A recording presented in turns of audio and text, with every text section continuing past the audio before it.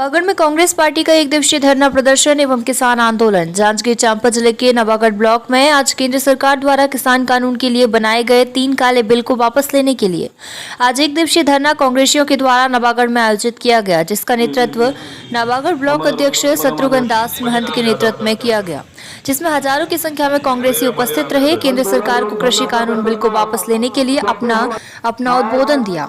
इसमें मुख्य रूप से इंजीनियर रवि पांडे, गोरेलाल वर्मन, रवि भारद्वाज, राजकुमार साहू व वरिष्ठ कांग्रेसी नेता मौजूद रहे।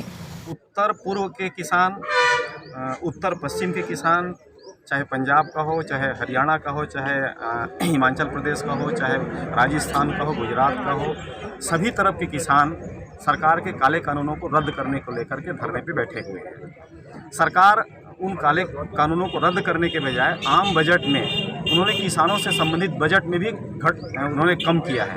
पहले किसानी का जो बजट होता था, कृषि का जो बजट होता था 1,42,000 करोड़ का होता था, और इस सरकार ने आम बजट में ही 1,31,000 करोड़ रुपया उसको कर दिया है।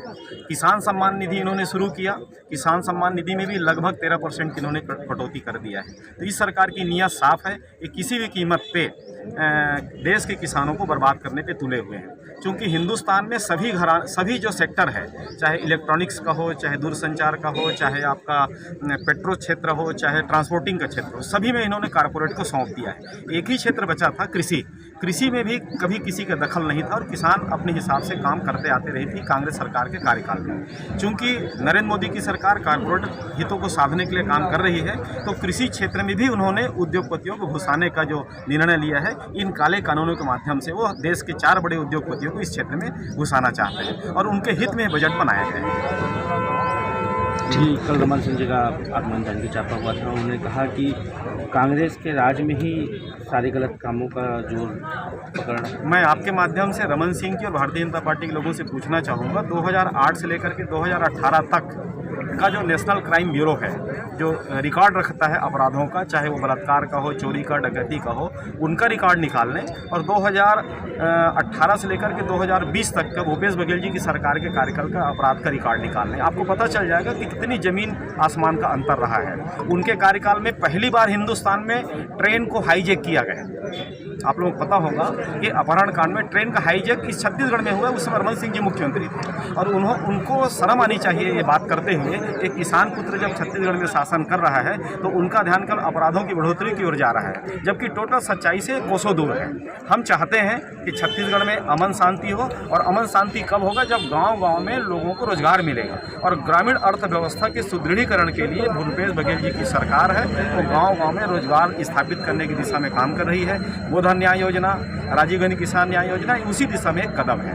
नरवा गरुआ घुरवा बारी जो है, तात्कालिक तौर पे लोगों को समझ में नहीं आया, लेकिन अब लोगों को समझ में आ रहा है कि इससे गांव-गांव में रोजगारों का सृजन होगा, स्व सहायता समूहों को काम मिलेगा, बड़े पढ़े लिखे जो लड़के हैं उनको रोजगार मिलेगा, तो स्वाभाविक तौर पर उनका ध्यान जो है काम धाम में लगेगा, और अपराध से कोसों दूर होते जाएंगे। इस दिशा में हमारी सरकार काम कर रही है। ये काम रमन सिंह और उनकी पार्टी को पसंद नहीं आ रहा है, इसीलिए जगह जगह घूम करके अपराधगढ़ जो उनका चश्मा है, वो चश्मा का नंबर बदलने का हम आग्रह करते हैं। और ये काले कानूनों के साथ साथ हम चाहेंगे भाजपा अपना दृष्टि और अपना विजन बदले।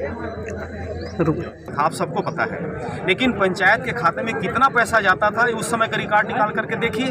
और पंचायत के खातों में नाम होता था पंचायत के माध्यम से उत्खनन का, लेकिन असली काम भारतीय जनता पार्टी के एजेंट लोग करते थे, उनके दलाल लोग करते थे, और बड़ी मात्रा में रमन सिंह के खाते में रमन सिंह के दलालों के माध्यम से वो पैसा पहुंचता था। तो हमने उसका व्यवसायीकरण, ताकि खनन प्रभावित क्षेत्र में ज़्यादा से ज़्यादा लोगों को और ज़्यादा से ज़्यादा लोगों को रोजगार दे सकें, ज़्यादा से ज़्यादा विकास हो सके।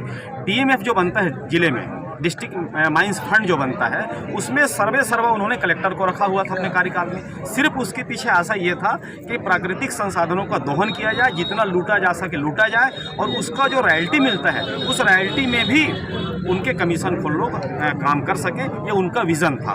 कांग्रेस की सरकार आने के बाद हमने उसको प्राइवेट सेक्टर में दिया। मंशा ये था कि ज़्यादा से ज़्यादा रॉयल्टी सरकार के खजाने में आए, और सरकार के खजाने में आने के बाद उनका विकास, उनका अधोसंरचना जो है खनन प्रभावित क्षेत्र में किया जा सके।